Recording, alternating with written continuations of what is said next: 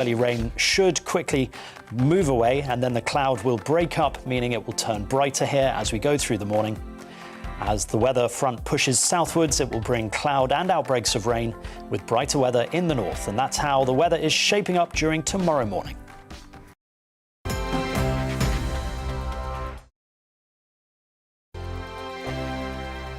Hello there, I'm Eamon. And I'm Isabel. And you're watching the GB News digital stream across the United Kingdom. And around the world. If you're here in the UK, you can also watch us on your TV screen. GB News is Freeview channel 236. On Sky, we're channel 515. 626 on Virgin Media. Just remember, you might need to retune your TV to watch the channel. Yeah, and if you are doing that, find out more about retuning by going to gbnews.uk. Join my show Farage, 7 p.m. till 8 p.m. Monday through Thursday, and there you will get opinion, analysis, debate, and I'll cover stories that nobody else dares to touch. And then for the last 15 minutes, talking pints. We're over a drink. We have a civilized conversation with someone. We very often disagree, but we do it in a grown-up way. Come and join me on Farage.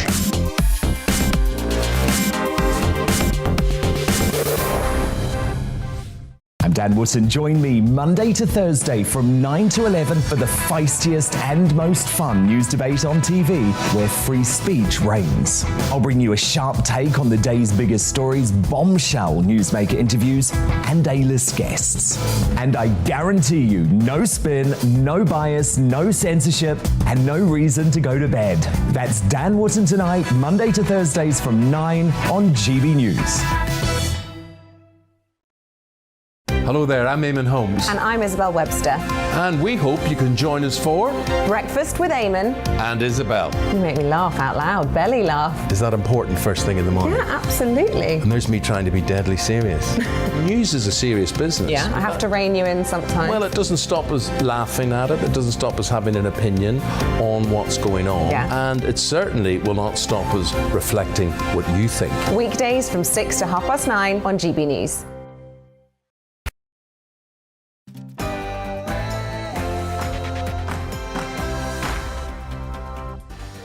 A busy show tonight. My Mark Meets guest is a music composer and lyricist who's had multiple hits with Jeff Wayne, Cliff Richard and, most notably, Sir Elton John. Songwriting icon Gary Osborne is live at 10. In The Big Question, amid draconian COVID restrictions and an ongoing court battle with tennis star Novak Djokovic, has Australia lost the plot? We'll speak to three commentators live from Down Under, including the leader of a national political party in Australia and a sitting MP. Plus, my all-star panel tonight, including the journalist at The Spectator, David Oldroyd-Bolt, and radio and Fleet Street legend Mike Parry. Plus, in my big opinion, China are getting too close for comfort. So I'll see you after the headlines with Simon Pusey.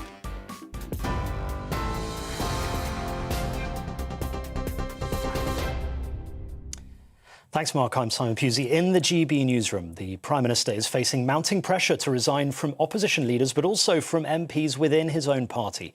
It follows a series of allegations that parties, including regular wine Fridays, took place at Number 10 while COVID restrictions were in place. Tory backbencher Andrew Bridgen believes the MP has lost the moral authority to lead, and Sir Keir Starmer says it's in the national interest for the Conservative Party to get rid of Boris Johnson. Moral authority matters in relation to enforcing the COVID rules, but we've got other massive challenges facing this country, massive challenges. We've got a Prime Minister who is absent, he's literally in hiding at the moment, and unable to lead. And so that's why I've concluded that he's got to go. And of course there's a party advantage in him going, but actually it's now in the national interest that he goes. So it's very important now that the Tory party does what it needs to do and gets rid of him. An underwater volcano that erupted in Tonga has triggered tsunami warnings in Japan, Hawaii and the North American west coast. Japan's Met Office has issued evacuation orders with waves as high as 3 meters expected in the South Pacific Islands. They've urged people not to go near the sea until warnings have been lifted. No damage or casualties have as yet been reported. Let's bring you a developing story now, and that is that police in Texas are involved in a standoff at a synagogue where a man has taken people hostage. Multiple people are reportedly being held at gunpoint at Congregation Beth Israel Synagogue in Colleyville. That's according to local media. The Colleyville police have announced on Twitter all residents in the immediate area are being evacuated. The suspect is reportedly demanding release of a relative in prison, and we will bring you more updates on that story as we get them. Now, the chair of the Defence Select Committee is warning Russia will likely play with the gas price if Western powers impose sanctions in the wake of Ukraine tensions. In an exclusive interview with GB News, Tobias Ellwood said further sanctions would likely cause the Russian president to restrict the amount of gas his country exports, causing price rises in Britain. In the UK, the energy price cap is due to be reviewed and could already increase by as much as 50% due to limited supply. And in the next few hours, Novak Djokovic is expected to hear the verdict of his visa appeal hearing. The tennis star is currently in detention at a hotel in Melbourne ahead of a decision. His legal team have said they'll argue the decision to deny him entry is irrational. His exemption from vaccine requirements to play in the Australian Open has prompted widespread anger in the country. TV, online and DAB Plus radio, this is GB News. Now it's back to all 6'5" of Mark Dolan tonight.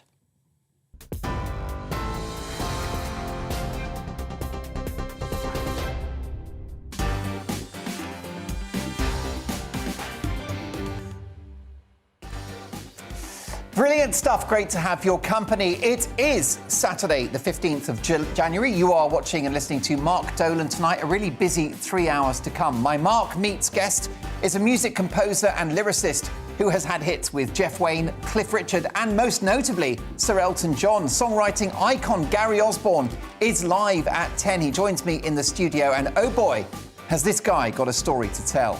In the big quiz question, amid draconian COVID restrictions and an ongoing court battle with tennis star Novak Djokovic, has Australia lost the plot? We'll speak to 3 commentators live from Down Under. Plus my all-star panel tonight, including journalist at The Spectator, David Oldroyd-Bolt, and radio and Fleet Street legend Mike Parry. We wanted to speak to Nikki Hodgson as well, so we could achieve some gender balance, but unfortunately Nikki is poorly and we wish her well. My panel tonight will be looking at new software from Microsoft that stops you writing words that could be offensive or politically correct. That's right, your computer has now gone woke. And with Arsenal cancelling the North London derby, are people now using COVID as an excuse for everything? Plus, another great British game show. After a piano player signs her first recording contract in her 90s, we'll play a game of celebrity late bloomers. Can you guess their age? Big stories, big guests, and big opinions after 11. Big laughs in headliners, in which I'll be joined by 2 top comedians looking at tomorrow's newspaper front pages. Tonight, I'll be joined by Steve N. Allen and Nick Dixon. But my priority is to get your opinions on the national television airwaves. So drop me a line now and throughout the show. mark@gbnews.uk. A busy 3 hours to come. So get the kettle on, tear open the custard creams. Actually, I've got an Australian producer tonight, Zoe, so maybe we should have some tam-tams. Let's get to work.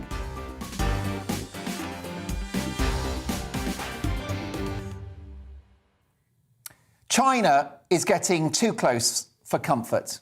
News broke on Thursday that the Labour MP and former Shadow Cabinet Minister Barry Gardiner accepted more than £425,000 in donations from a Chinese spy.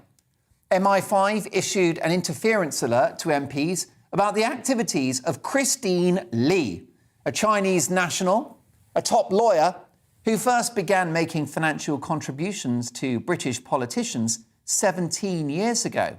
Sir Lindsay Hoyle, the Speaker of the House of Commons, sent out the security alert and said Miss Lee has been engaged in political interference activities on behalf of the Chinese Communist Party, targeting MPs and associated political entities, including a former all-party group on the Chinese community in Britain. It also emerged that Mr. Gardiner had employed Miss Lee's son as a diary manager in his parliamentary office until he resigned on Thursday. Now, that role entitled him to a pass in the House of Commons, and he was able to roam around Parliament. Now, this woman, Miss Lee, has close links to the Chinese Communist Party And she's been on quite the journey. Here she is, photographed with Barry Gardner himself, Bazza to his friends. Doesn't he look nice in a kilt? How about this one, when they're out campaigning? It's just outside the Palace of Westminster there. She also met Jeremy Corbyn. Jez we can. She met Ken Livingstone. Oh, we've cut off the best part of his face, but that is Red Ken, let me promise you that. Tom Watson. And last but not least, Keith Vaz. Blimey, this woman's got worse taste in friends than Prince Andrew. Responsible for much of our critical infrastructure, including 3 and 4G mobile networks, luckily not 5G anymore, the Chinese Communist Party also have huge investments in our energy industry. China's state-owned CGN has a 20% stake in the proposed Sizewell C nuclear plant in Suffolk. In fact, Chinese investors have amassed nearly £134 billion worth of assets in key UK industries. 134 billion quid. This includes energy companies, transport hubs, breweries and schools. Nearly 200 British companies are either controlled by groups or individuals based in China and Hong Kong, or they are significant investors. The Chinese have got stakes in Heathrow Airport, Northumbrian Water, pub retailer Green King and Superdrug, to name but a few. China pour millions into our universities. What could be motivating that investment? Propaganda and influence, perchance? They've even invested in 17 private schools in this country. China investing in our schools. Creepy. Plus, they own huge swathes of commercial and residential property across the UK. Big landowners here in Britain. Chinese investors regularly buy entire apartment complexes and office blocks off plan before they've even been built. They are major investors, for example, in the £1.35 billion walkie-talkie building in central London. Look at that, they spent all that money, it's still wonky. They also invested in the Royal Albert Dock in Liverpool. Yes, indeed, the Chinese have got money to burn. And of course, we are reliant on China for hundreds of billions of pounds worth of cheap consumer goods. Clothing, technology, those wretched environmentally unfriendly face masks, COVID testing kits and Perspex screens, which are filling our oceans with plastic. But any attempts to control China are too little too late. China's influence on this country and across the world is a genie that is now out of the lamp. China cannot be controlled or dictated to. That ship has passed. And within the next 3 decades, China will become the world's biggest economic superpower, overtaking America. The pandemic, and in particular those ruinous experimental and scientifically debatable lockdowns in the US, the UK and across Europe, have doubtless accelerated China's rise. China has done well out of the pandemic. It has become stronger as we in the West have become weaker. And what about the coronavirus pandemic, which originated, you guessed it, in China? The lies, cover-ups and obfuscation in the early stages of the pandemic, with medics in Wuhan drawing attention to this new virus, quite literally disappearing from public view. Now, their approach at the beginning sowed the seeds for what would be a catastrophic disaster for the world, drawn out over 2 years and beyond. We will be paying the health, societal and economic cost for the rest of our lives. Which is good news for China, who, be clear, wish us ill. The theory that COVID came from a lab in Wuhan would have got you cancelled and dismissed as a conspiracy theorist a year ago, but is now considered a likely scenario by the American authorities. So rather than sucking up to China and taking them out for dinner in the House of Commons and giving their children plum jobs in Parliament, we should be standing up to China and seeking not just answers about COVID, but compensation and contrition for what they've done. Although the Americans and their esteemed health chief, Dr. Anthony Fouchy, may have some responsibility too, if it was US public money that was behind this controversial gain or function research at the lab in Wuhan. We potentially have a man-made virus created by the Chinese and paid for by the Americans. Welcome to hell. But armchair critics of America, of whom there are too many, Be careful what you wish for. The United States is a freedom-loving democracy, a global beacon of economic and human liberty. So when there's an inevitable transfer of power, and when the world's foremost economic superpower is an unelected cabal of ruthless communists who have total contempt for human rights, free speech and democracy, who preside over a culture of economic and political corruption, the implications for the world are seismic. The cruelty of this regime knows no bounds, evidenced in the horrific footage of Uyghur Muslims being carted off to camps to be enslaved, punished and, in inverted commas, re-educated. Which is why great nations like the United States and the United Kingdom have got to understand and identify the threat by a country with which, whether we like it or not, we must do business. A rogue state it may be, an international bad actor it certainly is, but China is now a necessary evil, and we have to make the relationship work. But we can only do so if Western democracies work together and get stronger together to face off the bullies of Beijing. And the answer is for all of us in the West to stop squabbling about statues and pronouns and divisive identity politics and actually deal with the threat from China by focusing on energy independence and sensible economic policies that reduce our national debt and generate economic growth, which will pay not just for a better, fairer and happier society, but a safer one too. Cybersecurity and defence have been overlooked for too long, and they've seen underinvestment. Now, China is an amazing culture and a fabulous people of almost 1.5 billion, but it's led by a consortium of men in grey suits who have already taken back Hong Kong. They're illegally occupying Tibet against the wishes of its people, and they've now got their eyes on Taiwan, and who knows where next. China is here and here to stay, and it's partly of our own making. Chinese whispers are now a shout. We've had too much bull from the China shop. It's no longer China in your hand. We are in theirs.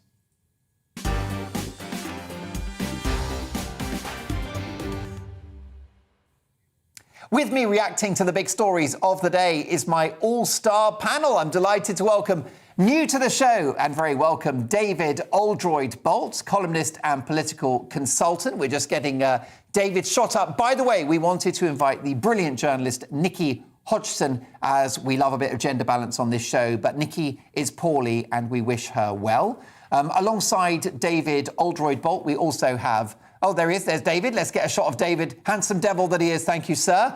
And radio and Fleet Street legend Mike Parry. Gentlemen, welcome to the show. David, can I start with you? What are your thoughts about China and its role in modern Britain? It's for quite a long time now that China is a malignant force that we cannot afford to ignore. What's extraordinary is the degree to which Western governments on our own is no exception to this, have bent over backwards to accommodate the Chinese. From the moment that the virus occurred, I think it was obvious that this was a China problem.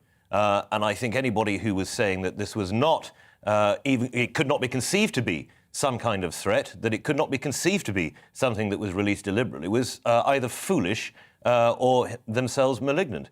It's the world's most dangerous power. It's got vast, vast wealth, as you say. The amount of real estate that it owns in London is gargantuan. It has probably the world's most effective secret service at this point, and as we've seen, that goes right into Parliament. The idea that China can be ignored or that we can somehow, as George Osborne tried to do, bargain with them to stop them going for us, or at least stop them going for us now, is, I think, a fool's paradise. Anybody who's not looking out for China as a security threat is a fool himself.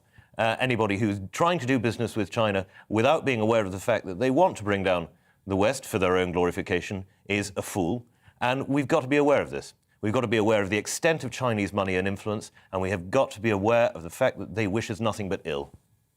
And what are the implications, David, of a Labour MP taking hundreds of thousands of pounds worth of donations from someone closely connected to the Chinese Communist Party? Well, I think in the first instance, it's obviously a gargantuan security threat that this lady was allowed such access. Fine, Barry Gardiner is not a name on the lips of every household in Britain, but he is still an elected member of the British Parliament. And as a result, should be more careful of the people with whom he associates. He should certainly have been more careful about the people from whom he takes money. The fact that Ms. Lee's son was working in Mr. Gardner's office is, I think, a gross abuse of parliamentary privilege and access. And as you rightly said, with a parliamentary pass, there is nowhere really on the parliamentary estate to which he could not go, and moreover, to which he could not take other people. And I think Mr. Gardner has, first of all, to answer some serious questions, I'm sure, in front of his own party and supporters. But I shouldn't be surprised if he did not also have to answer some serious questions to the security services. This seems to have gone on for a number of years. The amounts involved are not trivial. And, well, really, Barry Gardner, should he really be in the British Parliament if this is how poor his judgment is and how easily he can be bought? Mike Parry, are any attempts to stand up to China now too little, too late? Have they already won? Well, they are focused on world domination, we know that. And they have massive interests in the continent of Africa and all around the world. They actually own some countries. Because what they do, and, you know, people who are experts know this better than me, is they lend countries loads of money for the countries to self-develop, and then when the countries can't pay the money back, they kind of take over the country. They build harbours for countries all over the world, and then when the individual country can't pay it back, they suddenly move a couple of Chinese ships in there and all this kind of stuff. It's an amazing system, it really is. I'm not against international trade, OK? If we didn't have international trade, we wouldn't be the wealthy country we are. But I think you've got to watch very carefully what the rewards are for the trading you're doing. What I can't find out from anybody, and David with me tonight is a bigger expert on this than me, how could Barry Gardner take nearly £600,000 from anybody who was so closely connected to the Chinese Communist Party, to the Chinese government? You have to ask the question, what were the Chinese, in the form of Christine Lee, getting in return? And remember, Barry Gardner is a former cabinet minister. Now, we all know that when you've become a cabinet minister, you are made for life, because when you leave government, you get all these great jobs advising people. If you've been the defence minister, you get a job with a defence company, OK, BAE or something like that. Not that I'm citing BAE as having done anything wrong. Sure. But what I'm saying is you have contacts right the way through the political network in this country. And that's why they're giving them 600 grand. It's absolutely incredible, the sums involved. The other thing that we know, and this emerged during the Huawei crisis, the telephone company, is that one of the reasons why we had to think again about that is we discovered through intelligence that any Chinese company operating in this country, any Chinese individual operating in this country, has an absolute obligation to give all the information they gather in this country to the state. It's part of the deal. So Huawei can't work as an independent company at all. They are, in fact, controlled by Beijing. And that goes for all Chinese companies in this country and all over the world. David, the UK cannot stand up to China alone. Do you think the West will come together, European countries, the United States, the UK, and form some kind of coalition so that we can be long-term more energy efficient and an equal partner to China? Well, it's a nice idea.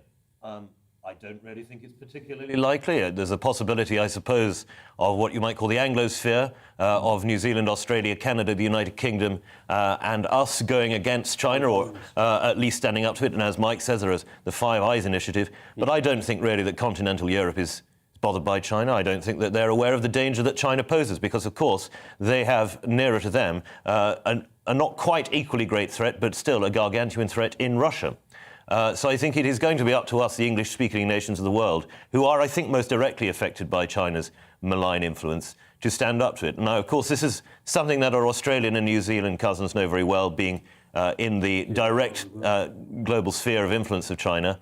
There are places where Chinese investment is even larger as a proportion of the economy than it is here, and, of course, where Chinese military threat is most obvious. I think it's probably going to have to be something that the next President of the United States and the next Prime Minister of the United Kingdom take very seriously indeed. But I'm afraid I see absolutely no hint from Mr. Biden in the United States, nor really from Mr. Johnson here, that they're taking this threat as seriously as it needs to be taken.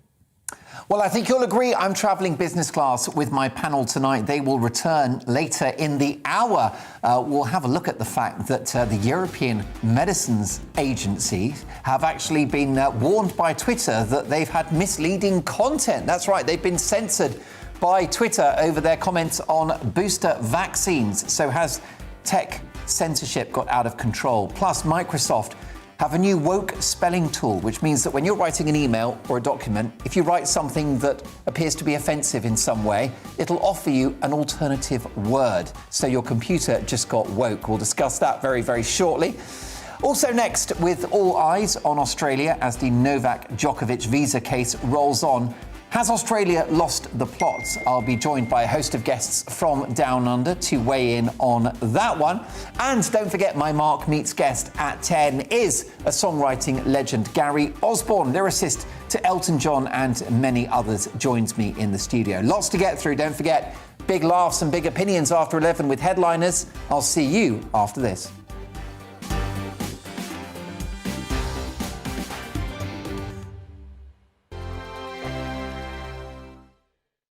Hello there, I'm Eamon. And I'm Isabel. And you're watching the GB News digital stream across the United Kingdom. And around the world. If you're here in the UK, you can also watch us on your TV screen. GB News is Freeview channel 236. On Sky, we're channel 515. 626 on Virgin Media. Just remember, you might need to retune your TV to watch the channel. Yeah, and if you are doing that, find out more about retuning by going to gbnews.uk. Join my show Farage, 7 p.m. till 8 p.m. Monday through Thursday. And there you will get opinion, analysis, debate, and I'll cover stories that nobody else dares to touch. And then for the last 15 minutes, talking pints. We're over a drink. We have a civilised conversation with someone. We very often disagree, but we do it in a grown-up way. Come and join me on Farage.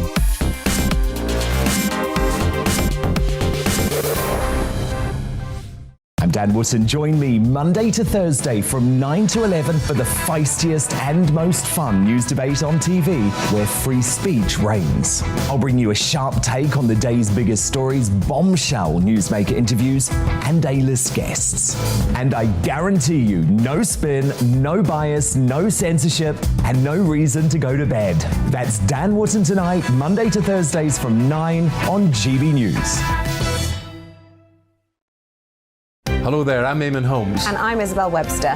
And we hope you can join us for Breakfast with Eamon. And Isabel. You make me laugh out loud, belly laugh. Is that important first thing in the morning? Yeah, absolutely. And there's me trying to be deadly serious. News is a serious business. Yeah, I have to rein you in sometimes. Well, it doesn't stop us laughing at it. It doesn't stop us having an opinion on what's going on. Yeah. And it certainly will not stop us reflecting what you think. Weekdays from 6 to 9:30 on GB News.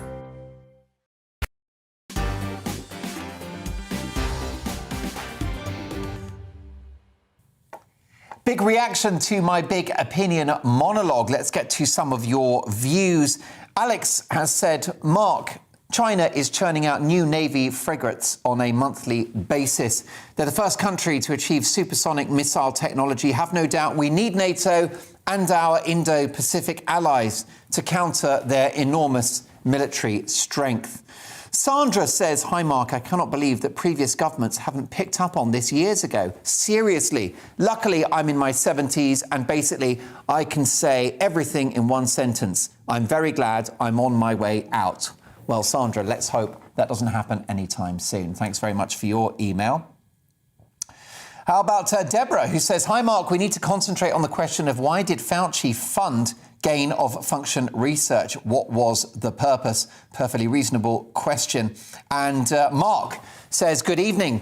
As China are responsible for the COVID-19 pandemic, why on earth haven't we placed tariffs on all Chinese products that we import until the damage done to our economy is repaid? Well, Mark, what I do think we've got to do as consumers is find alternatives to Chinese products. How about we start buying British? Now, with Australia in the grip of a high number of COVID cases, with a seemingly more draconian approach to COVID restrictions than almost anywhere else in the world, apart from the aforementioned China, and with an ongoing court battle with the biggest star in tennis, Novak Djokovic, Tonight's big question is a simple one. Have Australia lost the plot? Or will an effective zero COVID policy ultimately see Australia on the right side of history? Here are some examples of the extreme approach in Australia. Chief Health Officer for the state of New South Wales advised the public not to, wait for it, talk to each other. Whilst it is in human nature to engage in conversation with others, to be friendly, unfortunately, this is not the time to do that. So even if you run into your next door neighbour in the shopping centre, in the Coles, whilst you're at Coles or Woolworths or Aldi or any other grocery shop, don't start up a conversation. I wouldn't start a conversation with you, dear. Let me assure you of that. Police stopped a man in a Melbourne park and checked his coffee cup to make sure that he had a reason for not wearing a mask outside. Us, myself included, I work out. Do you just mind if I check if there's actually anything in that? Oh, yeah, there's coffee in there. Enjoy your coffee. Thank you. Jesus loves you all. God bless. I'll be praying for you all. Police checking if there's any coffee in your coffee cup. Welcome to hell. So, has Australia lost the plot? To debate this, I'm delighted to welcome media writer at the Australian newspaper, Sophie Ellsworth. Stephen Moore, a British businessman, a UK man who now lives in Australia and is based in Perth, who has spoken out over the COVID measures. And Craig Kelly, MP and leader of the United Australia Party. Mr. Kelly, welcome to the show. Can I ask you whether Australia have lost the plot?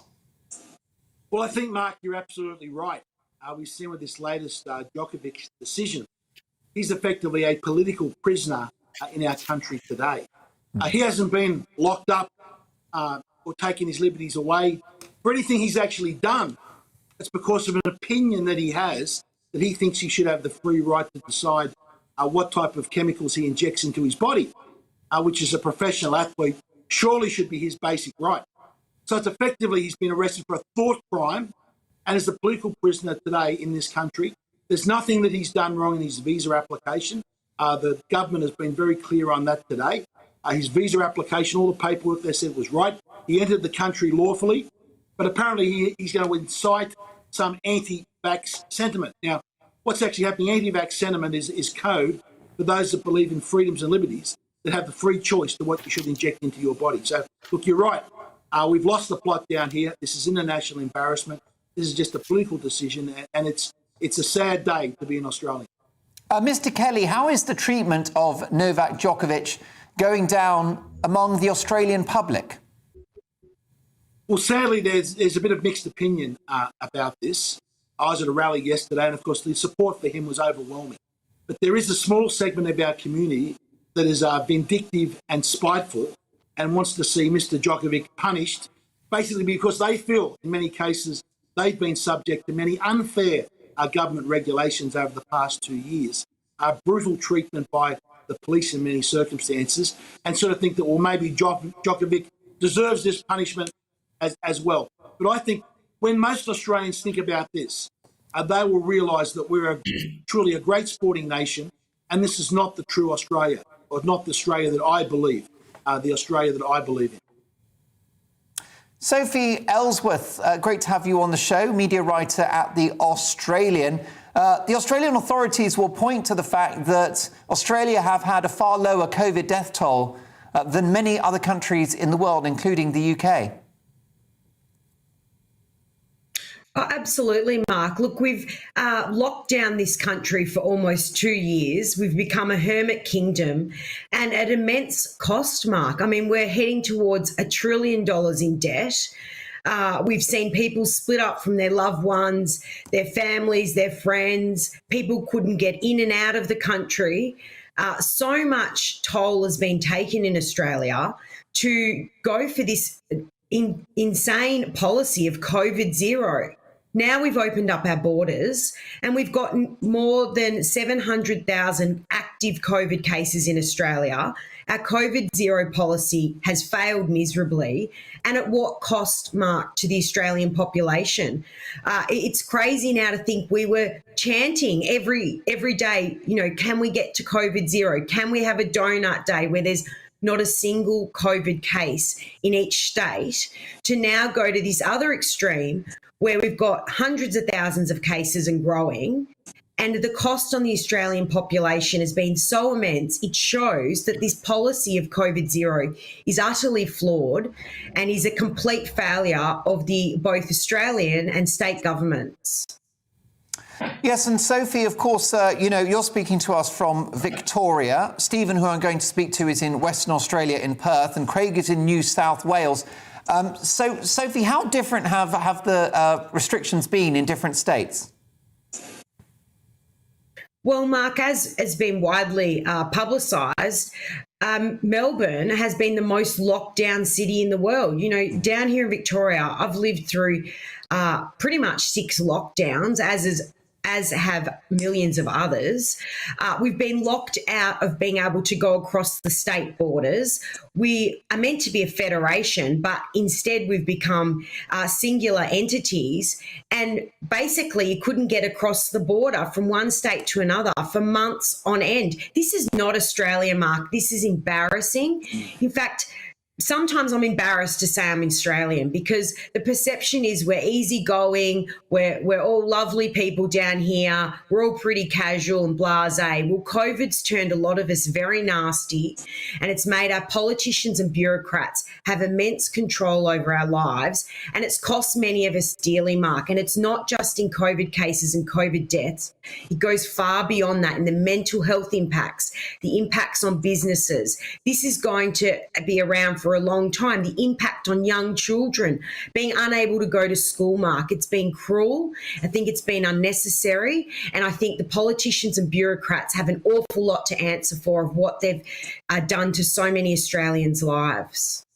Well, Stephen Moore joins us as well, live from Perth in Western Australia. Stephen, you're a Brit living and working in Australia, and I don't imagine that you thought when you headed down under you were going to be living under an authoritarian regime. Well, thank you for breaking the disguise. I thought I'd dressed up quite suitably as an Australian. Until you open your mouth. 15, my accent hasn't changed too much.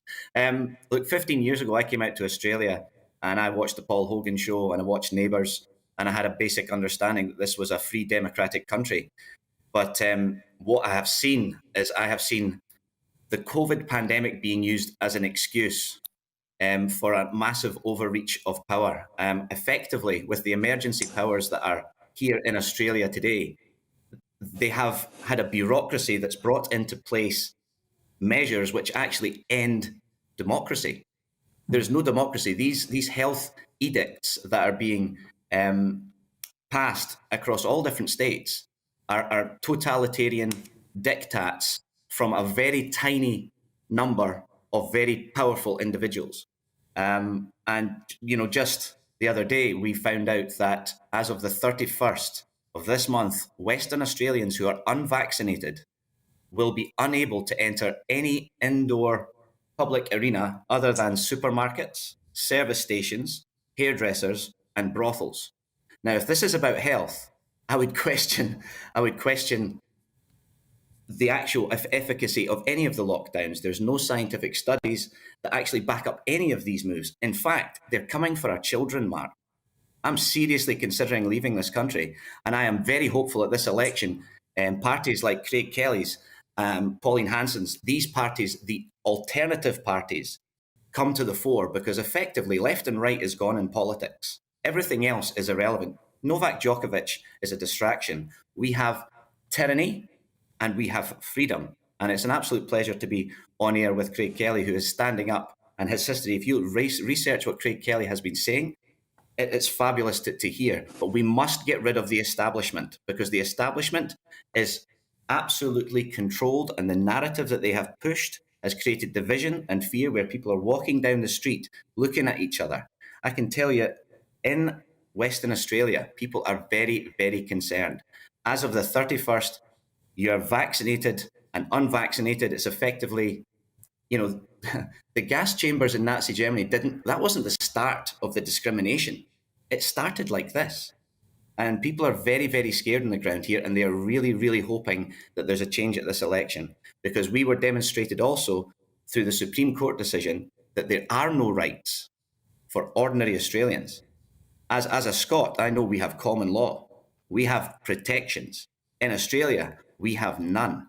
And look, guys, it's time for a change. They're coming for our children at the same time mandating jabs and pushing a narrative for parents to line up with their 5-year-olds to get a double dose of a Pfizer jab when Pfizer has just announced that the jab has little to no effect on the dominant variant, Omicron. Well, that's right. The chief of Pfizer is quoted as saying that. I mean, Craig Kelly, some will take the view that Steve there makes a bit of a leap to the Second World War and the horrors of the Holocaust. The biggest issue you've got as a politician is that your voice and that of Stephen is still a minority voice. The majority of Australians are vaccinated, and the majority of Australians back the measures and back the treatment of Novak Djokovic. Well, firstly, I'm not exactly sure about the majority of Australians back this. Yes, the majority of Australians have been vaccinated, but many people have done so against their own free will. There's been coercion, there's been extortion, and there's been blackmail, where people have been forced to be injected against their free will just to keep their jobs and to not be thrown out of their career. And now in Western Australia, they're facing the prospect they must be injected the third time, otherwise they will lose their jobs. So look, I think there's a growing number of Australians that realise we've got to put freedom over fear, that we've got to try and restore our democracy. Yes, COVID's been a problem, but it doesn't mean we sell all our freedoms and our basic civil rights and human rights down the river. Craig, come what may, the pandemic will end all over the world, including in Australia. How does Australia bounce back from this? Is Australia permanently changed by this? Craig. OK, we've just lost Craig. We'll get Craig back, but I'd like to put that question to Sophie Ellsworth. Do you think that Australia is irrevocably changed by these COVID measures? Absolutely, Mark. I mean, as I said earlier, we've got mounting debt. We've got a serious issue trying to get workers in Australia because we've pretty much locked migrants out for so long. We've got so many issues with school kids damaged because they've been out of school for long periods of time. We've got families that are suffering. Many people have lost their businesses and their livelihoods. So many people have suffered in many different ways, Mark. We've got our federal election here in the coming months. That's yet to be decided. And it will be very interesting to see if our Prime Minister, Scott Morrison, is returned to office. There's been a lot of concern about the COVID vaccine rollout here. It's been very slow. But in saying that, Mark, we've got over 90% of the population 16 and over double jabbed now. But then we've had the latest issue is you can't get rapid antigen tests here. People cannot actually test for the virus. So we've had a lot of issues with that here. So there's been a lot of angst with the government. There's also been a lot of criticism that they've thrown too much fiscal support at Australians that was unnecessary. So in my view, Mark, the situation now is it is a mess. We've, enforced that we've gone for this COVID zero policy. That's failed. Now we've gone the other way where we've got these mounting cases and we're in this situation where we're sort of in limbo land. So I think what remains to be seen will be very interesting in Australia, but I must say it's very sad to see how Australia, this free-loving country, has become so authoritarian, and we've had so many of our civil liberties stripped from us from, in many cases, Mark, unelected bureaucrats who are telling us how to live our lives. Yeah, of course, that is a concern. Craig, what do you think is going to happen politically? What are the political implications of these COVID measures and the handling of the pandemic? Do you think there will be a day of reckoning where voices like yours are proved ultimately right? Well, I think absolutely that will happen. We can see the evidence is coming through every day from all over the world. It shows the policies that we've put in place in this country have caused us enormous harm, and it's still ongoing. Our international reputation today is being shredded around the world because of the Djokovic affair. We've seen so many people still thrown out of their jobs. As I said, this is not the Australia that I grew up in. A small group of medical bureaucrats, as Sophie mentioned, have basically taken running of the place. We've got these state premiers all around the place seeing who can be the sort of toughest and take away freedoms the most. I think there will be a big reversal of public opinion in the coming months when people realise the damage the government's actually done and taken away our freedoms and liberties. Stephen, what are some of the human stories that you've witnessed in relation to these pandemic measures? That's a crazy question, Mark. It's been devastating to so many families. Just to give you an idea, 75% of the workforce of Western Australia have to be double jabbed to go to work. It's no surprise that people are getting injected with these experimental drugs because they have no choice. They are being held over an economic barrel. Yesterday, I met a policeman who's left the force because he does not wish to be part of a repressive organisation. His wife is a nurse who refuses to get the vaccination. They have 2 kids and a mortgage. 2 of my best friends for a long time. They've been here for about 10 years. They are 2 of the most experienced emergency care nurses in Western Australia. They are well aware of the risks of COVID and they're able to balance it with the risks of the vaccine. And they chose not to have the vaccine and they have had to go back to Scotland because they have no ability to perform. You know, these people last year were the heroes of the day, risking their lives. And now, if you're not prepared to roll up your sleeve and inject something that is a basic experiment, an experimental drug, then you are not able to provide for your family or, pay your mortgage. This is absolutely staggering. And I would contest the figures that the government is pushing out there. There is absolutely no way that there is 90+% of the population jabbed, because I have a stock taking business. So we deal with an awful lot of businesses on the ground here. And I can tell you that the stories from people who have liquor stores and pubs and restaurants, when they enforce vaccine mandates and mask mandates, their businesses are dropping by up to 60%. In fact, one gentleman I was talking to the other day, he says, another month of this and I will close because I have 9 chefs on $90,000 a year. When my turnover drops there, it's going to destroy my business. And that's what we're really seeing. I think we should look behind the headlines and behind the news. What is really happening here? This is the greatest shift of wealth in the history of mankind, from family businesses and from ordinary working people to the elites, to your Amazons, to your Bill Gates. That's what we're seeing here. Now, to my mind, I look at all of the information that's coming. I look at what's being pushed on by government. I look at the narratives that are being pushed by the marketing department of big pharmaceutical companies, which seem to dominate the internet and dominate public thinking. People are unaware of the real information and unable to make decisions for themselves. And what we need to have a penetration of genuine information from the likes of Robert Malone, the inventor of the mRNA vaccine. People should listen to Kerry Mullins when he talks about the PCR test not diagnosing a sick person. These guys are world renowned, and their reputations are being tarnished and attacked by the big pharma marketing machine as well. But what really frustrates me...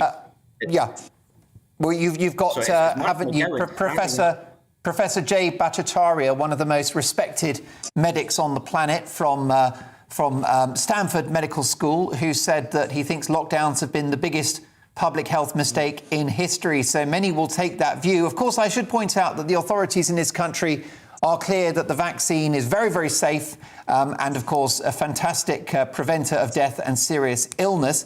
But I'm with you in the fact that it's got to be personal choice. I'm triple jabbed. I defend to the death. You're right not to have the jab at all. It's got to be personal choice. And I agree with you, Stephen, about more information. I think we should have seen that at the start of the pandemic, as we saw in Sweden, where the public were informed of the situation, informed of the risk, and allowed to judge for themselves. The clock's against us. Can I each ask the three of you what you think is going to happen, how this is going to play out in Australia in the months to come? Starting with you, Sophie, what's your best guess as to where this is going to go? Well, I think we've got the Prime Minister on a knife edge whether or not he's going to be returned to office. But Australia can't go on like this, Mark. We cannot continue to have all these people in isolation. We're effectively in a lockdown now, really. And I think this has got to end. We have to learn to live with this virus. We've been told that from the outset. It hasn't been the case. And we need to get back on with our lives, Mark. I'm like you. I'm double jabbed. I'm waiting for my booster. I've done what I've been told to do, and now I'm waiting, to be allowed to get back on with our lives. Yeah. No, I think that's obviously the direction of travel here in the UK. But what do you think, Stephen? Are you holding out any hope that Australia will lift restrictions, lift those vaccine mandates and get back to normal? What do you think?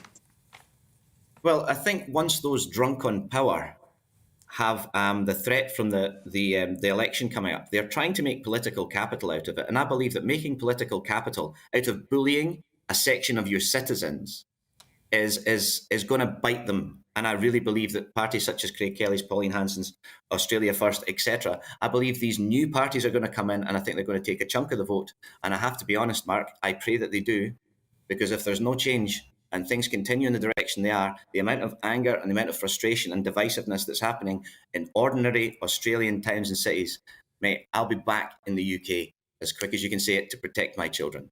And that would be a great loss to Australia, but of course a tremendous boon to have you back on these shores, Stephen. Craig Kelly, how do you think this is going to play out? And I know you'd like to have a hand in how things actually transpire. Look, I think more and more Australians are realising that they've been conned by the government, that they've been lied to by a lot of these medical bureaucrats, that a lot of the pain and suffering that we've been put through was completely unnecessary and was done for political reasons only, to try and get some short-term political popularity by the main Liberal and Labor parties here in Australia.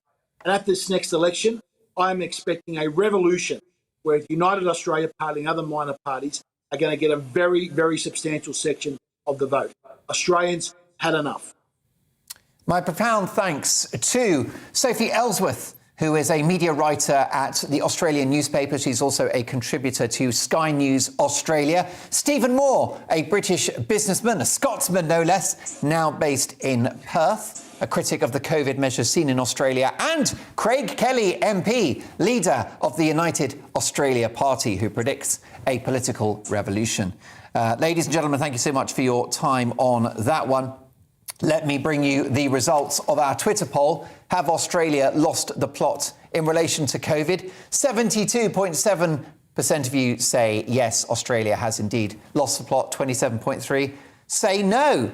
Now, the Australian authorities would point out that they have a very, very low number of tragic COVID deaths compared to countries like the UK and the United States. And of course, in this country, sage advisors, government ministers have argued that by locking the country down and by rolling out the vaccine mandate for healthcare workers and such, that they have saved lives. That's their view, but it's all about opinion, isn't it? So let me know yours, mark@gbnews.uk. A quick email from Brian, who says, "Hi, Mark, I know you're a busy man. All the same, I thought to let you know what's happening in Western Australia. I've lived here, immigrating from Manchester in the UK in 1965. The Aussie culture, as you know, has always been laid back. She'll be all right, mate, is what they say. However, since this invisible wall has gone up, separating Western Australia from the rest of the world, the attitude has changed dramatically. The government's scare tactics and double talk has pitted neighbour against neighbour, friend against friend, and family against family. The border is supposed to open on the 5th of February. I feel like a bather on the beach watching the tide receding and waiting for the tsunami to hit. We in Western Australia will get a flood of COVID cases. There is no immunity here at all. Hopefully we get the Omicron first, then at least we'll have a chance to build up herd immunity. I dread to think the draconian measures that this Labour government will force upon us when it hits. Keep up the good fight." Well, Brian, thank you very much for your email. Lots of emails coming in on that. I need to clear up an important detail, though, because I mentioned tam-tams earlier. Well, let me tell you that the Australian confectionery treat is called a Tim Tam, not a tam-tam, pointed out by my producer. Zoe. And Tim Tam is a brand of chocolate biscuit introduced by the Australian biscuit company Arnott in 1964. It consists of 2 malted biscuits separated by a light, hard chocolate cream filling and coated in a thin layer of textured chocolate. And the good news is, since we've done a trade deal with Australia, we'll be able to buy those in Tesco very soon. Lots more to come. I'll see you after this.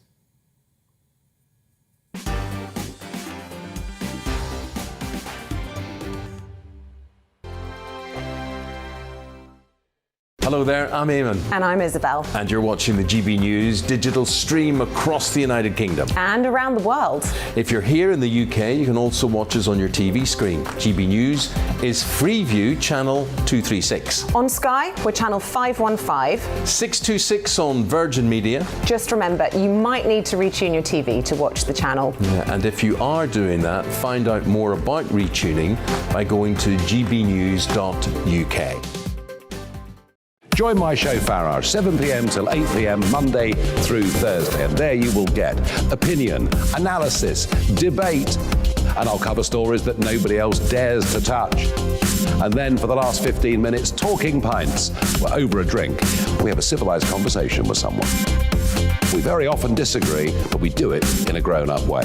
Come and join me on Farage.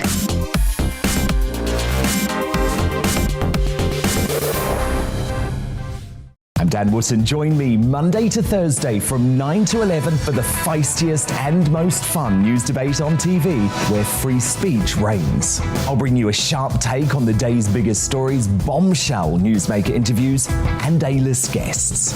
And I guarantee you, no spin, no bias, no censorship, and no reason to go to bed. That's Dan Wootton tonight, Monday to Thursdays from 9 on GB News. Hello there, I'm Eamon Holmes. And I'm Isabel Webster. And we hope you can join us for Breakfast with Eamon. And Isabel. You make me laugh out loud, belly laugh. Is that important first thing in the morning? Yeah, absolutely. And there's me trying to be deadly serious.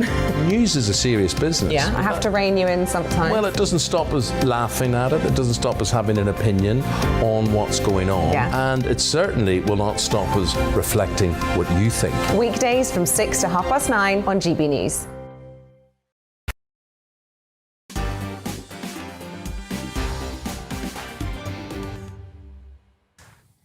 Well, I'm delighted to say that joining me now is my fantastic panel reacting to the big stories of the day. Radio legends and, of course, Fleet Street icon as well. Mike Parry is with us on the sofa. And also, brand new to the show, David Oldroyd-Bolt, a journalist at The Spectator and other esteemed titles. Now, the European Medicines Agency, right? The European Medicines Agency, a very authorised group, have warned that boosting the public with the vaccine too often could harm the immune system. Here's what Marco Cavalieri, the EMA head of biological health threats and vaccines strategy, had to say. We have a strategy in which we give boosters, let's say, every 4 months approximately. We will end up potentially having problem with the immune response, and the immune response may end up not being as good as we would like it to be. So we should be careful in not overloading the immune system with repeated immunization. So this is the European Medicines Agency who are saying that we shouldn't be jabbing ourselves every 10 minutes, a perfectly reasonable statement. Well, you won't believe this, but when posted on Twitter, it was flagged for being misleading. That's right, Twitter have just cancelled the European Medicines Agency. So, is tech censorship now completely out of control, David? It's not really out of control because I don't think it was ever in control. These enormous companies, Facebook and Twitter foremost, are publishers. They have to be seen as such, and they have to be regulated as such.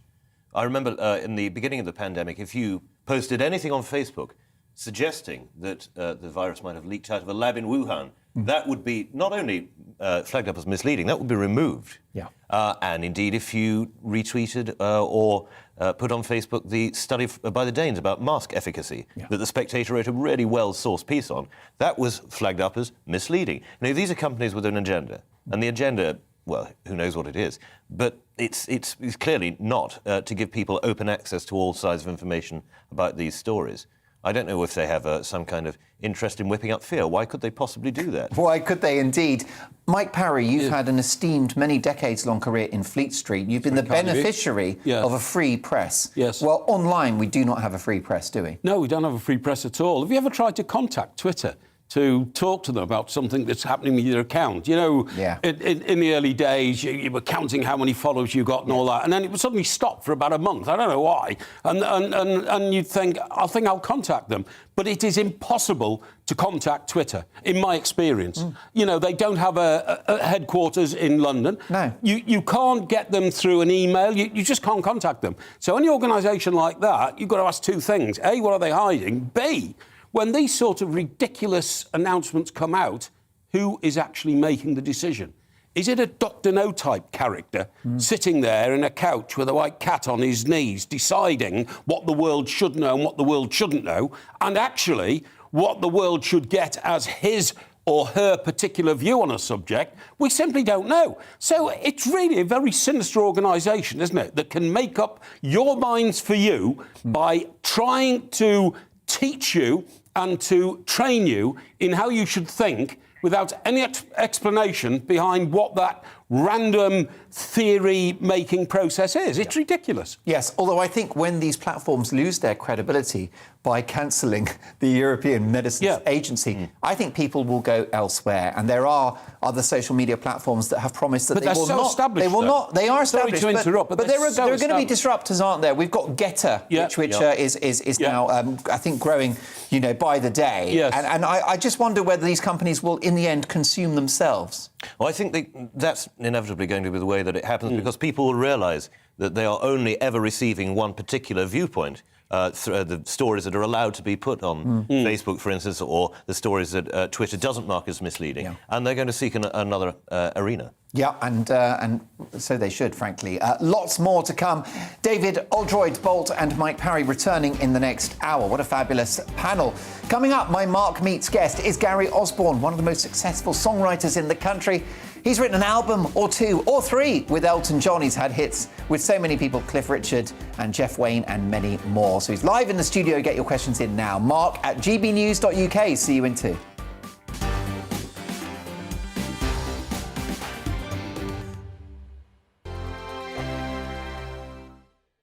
Hello there, I'm Eamon. And I'm Isabel. And you're watching the GB News digital stream across the United Kingdom. And around the world. If you're here in the UK, you can also watch us on your TV screen. GB News is Freeview channel 236. On Sky, we're channel 515. 626 on Virgin Media. Just remember, you might need to retune your TV to watch the channel. Yeah, and if you are doing that, find out more about retuning by going to gbnews.uk. Join my show Farage, 7 p.m. till 8 p.m. Monday through Thursday. And there you will get opinion, analysis, debate, and I'll cover stories that nobody else dares to touch. And then for the last 15 minutes, talking pints. We're over a drink. We have a civilised conversation with someone. We very often disagree, but we do it in a grown-up way. Come and join me on Farage.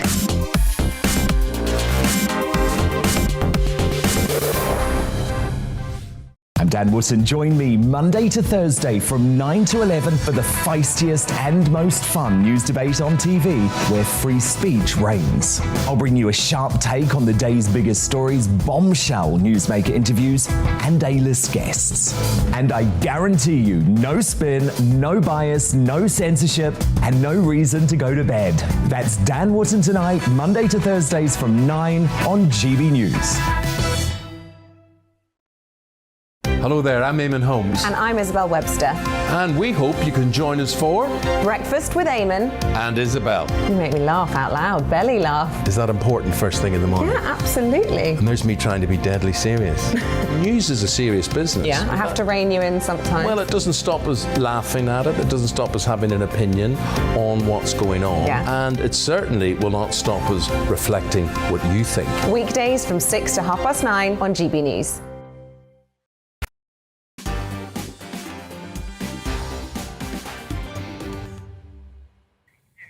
Songwriting legend Gary Osborne is with me live in the studio in 2 minutes' time. But first, the headlines with Simon Pusey.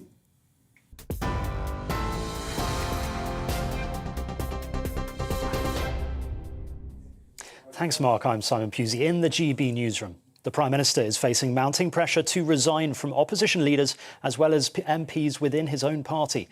It follows a series of allegations that parties, including regular Wine Fridays, took place at number 10 Downing Street while COVID restrictions were in place. Labour leader Sir Keir Starmer says it's in the national interest for the Conservative Party to get rid of him. Moral authority matters in relation to enforcing the COVID rules, but we've got other massive challenges facing this country, massive challenges.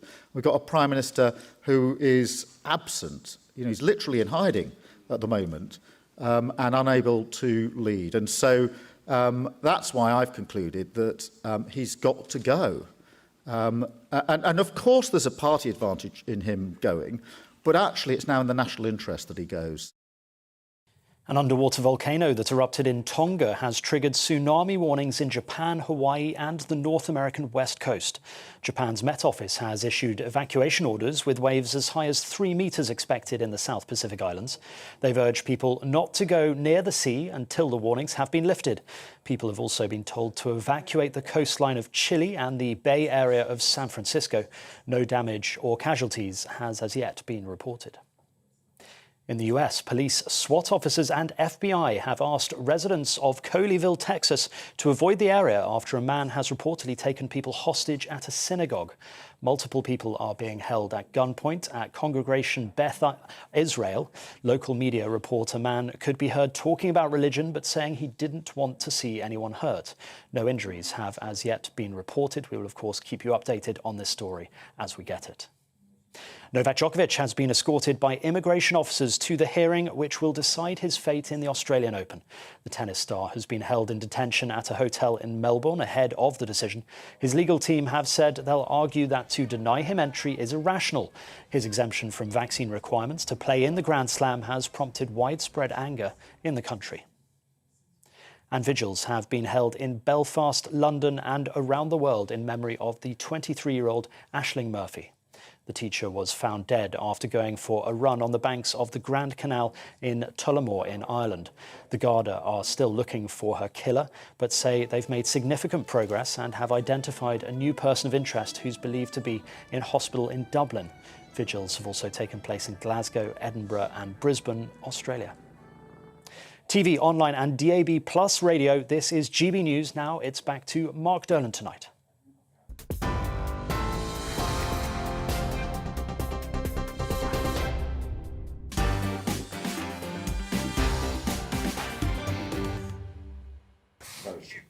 Well, it's time now for Mark Meets, in which I meet the biggest names in the world of showbiz, sport, business and beyond, as well as those who simply have a big story to tell. Now, Gary Osborne is one of the most successful musical composers in the country. As a teenage songwriter, he had recordings with Nana Mouskouri and Val Doonican, to name just two. By the way, laugh he might, but they were huge, huge stars of their day. At 17, he hit the US charts with On the Other Side by The Seekers. After a stint writing TV jingles and writing and performing hundreds of songs for brands like Pepsi, Shredded Wheat and Abbey National, remember them? He released two successful albums entitled Cues and Stepping Out, both produced by music legend Jeff Wayne. Gary went on to collaborate with Sir Elton John, co-writing all of the critically acclaimed Elton John album A Single Man, which I consider to be in the top 5 of all of the albums in Elton John's career, as well as multiple tracks on 21 at 33, The Fox, Jump Up and Leather Jackets. Gary and Elton composed some huge hits together, including Part-Time Love, Little Genie, which went to number 3 in the States, if my memory serves me, selling over 1 million copies. That was one of Elton's biggest hits since the early 70s in America, and the worldwide monster hit Blue Eyes in 1982. Gary was the principal lyricist on the best-selling concept album, Jeff Wayne's musical version of The War of the Worlds, which has sold over 15 million copies. And the ultimate collaborator that he is, Osborne has worked with Richard Kerr, Millie Jackson, Cliff Richard, the Righteous Brothers and many more. Vocalist, lyricist, composer and entrepreneur, this guy is the busiest man in pop. And I'm delighted to say that Gary Osborne joins me in the studio. Hi, Gary. Mark, you know more about me than I do. You could be my specialist subject on Mastermind. You don't need me here, really. Oh, I definitely do. Look, it's a privilege to have you in the studio. Did you always have a gift for words?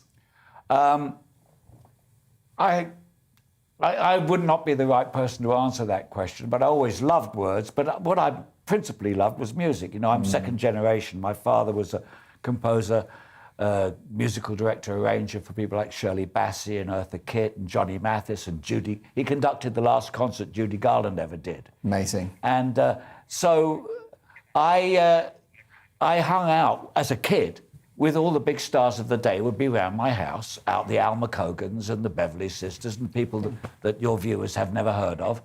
But the people who seemed to be having the most fun were the songwriters. Yeah. Lionel Bart was around the house a lot. And the great Norman Newell, who wrote 16 songs for Shirley Bassey, and he wrote songs like More and Portrait of My Love. These were the guys who seemed to be enjoying themselves the most. So I decided that's what I want to do. Why do you think they were enjoying themselves the most? Maybe, I don't know, because I now know what tortured souls they were all along. They just seemed to be having a good time to me. Look, we were having a party and Norman Newell left the party. He said, I'm going down the flat downstairs. Cyril Ornadell lived there. Cyril wrote If I Ruled the World. He was the conductor at Sunday night at the London Palladium. He wrote that musical, Pickwick. And amazing. He said, I'm going to go and write a song with Uncle Cyril. And he came back about an hour later, and I didn't think much of it. And a few months later, my dad said, that song, Portrait of My Love, which at that point was number 3 in the charts by Matt Monro, he said, that's the song that Norman and Cyril wrote that day. And I thought, he was only gone an hour. I said, is he making a lot of money? I was about 8. Is he making a lot of money? He said, oh, yeah, he's making buckets of money. And that was the very moment I absolutely decided I wanted to be a songwriter. I thought, well, 1 hour's work and 24 hours partying, this is my life. Well, yes, and singers that don't write songs are subject to whether or not they'll get the best material, and they've got to be in the charts, and then the writers will offer their work to them. Whereas if you're the writer, you're creatively in control. So I suppose it's the ultimate creative outlet, and you've got some power. Well, that used to be the case. It isn't now.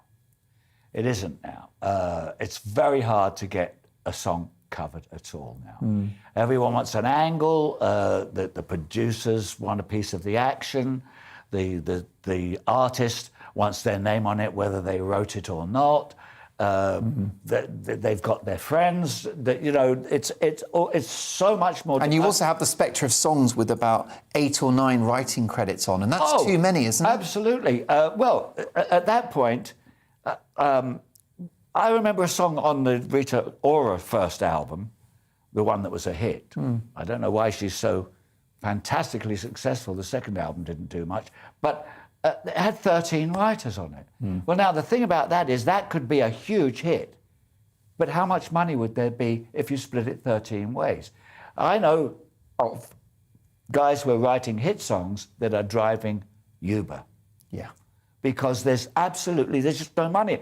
We used to be able to make money from an album track.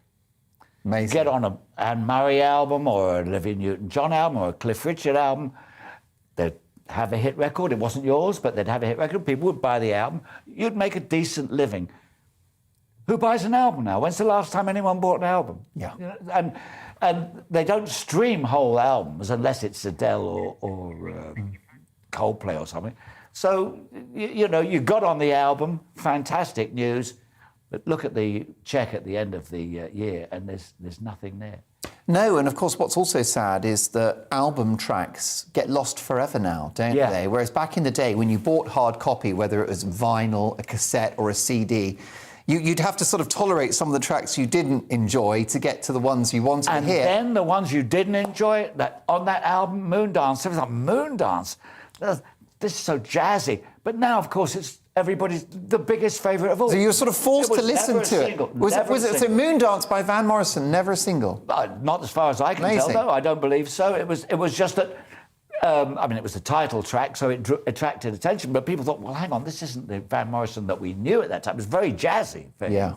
Now it's a standard now, but we were forced to listen to stuff. We were forced to expand our horizons a little bit. And I don't want to sound like an old geezer who's moaning. But, you know, that's exactly what I am. No, you're not at all. I think moaning. you've every right to comment on this because you've had such a contribution to popular music. I mean, you're a prolific guy. So lyrics, for example, do they come to you quite easily? Well, eventually... Are you a quick writer? Because Elton, who you work with, is notoriously quick. Oh, he's incredible. So I went down to... I'm going to go write with him at 1 o'clock. And I arrived there and he said, where have you been? I said, you said we were starting at 1. Oh, he said, I thought it was 12. I've got 5 tunes for you. 5 tunes he'd written in that hour. Those 5 tunes took me a couple of months to do all the lyrics for them.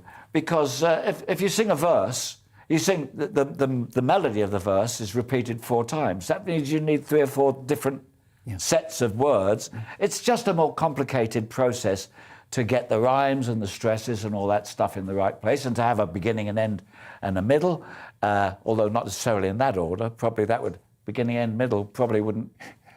Maybe that's where I've been going. That's why I haven't had any hits lately. I wouldn't say that. I wouldn't say that. I've been looking at your discography. You are far too self-deprecating. In fact, you know, Elton John, who is the biggest selling artist in the history of American popular music, solo artist, which is extraordinary, and a global superstar.